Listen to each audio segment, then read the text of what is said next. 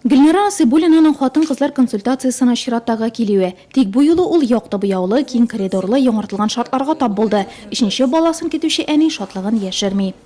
Безгә бик ошый, әлбәттә, поликлиникада шундый чиста, якты, уңай. Киләчәктә дә шулай булсын иде, калсын иде. Врачлар шундый итәгатьле, бик әйбәт безнең шәфкать туташлары, акушеркалар. Булар барысы да минемчә хатын-кызлар уңайлыгы өчен эшләнгән. Рәхмәт аларга. Бүгенге көндә консультациядә 200-дән артык хатын-кыз исәптә тора. Гүзәл Салтаны эш табиб кабул итә. Диалог һәм кирәкле процедуралар узар өчен 6 кабинет эшли. Дустана поликлиника проектының бу беренче этабы.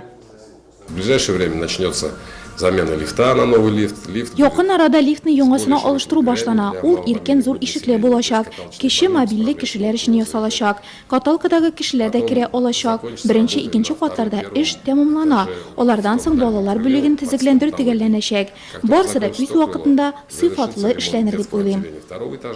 Капиталь ремонт кичергән бүлекчәне район җитәкчелеге дә карап чыкты. Киләчәктә коридорлар һәм фойеларга заманча җиһазлар урнаштырылачак. Барысы да хатын-кызларыбыз сау-сәламәт, яңа туган сабыйлар күбрәк булсын өчен тырышу икән. Әлеге район сәламәтлеге тармагы ярты еллыктагы эшчәнлек буенча республикада 14нче урында. Баш табиб исә беренче урынлыкка керүне максат итә.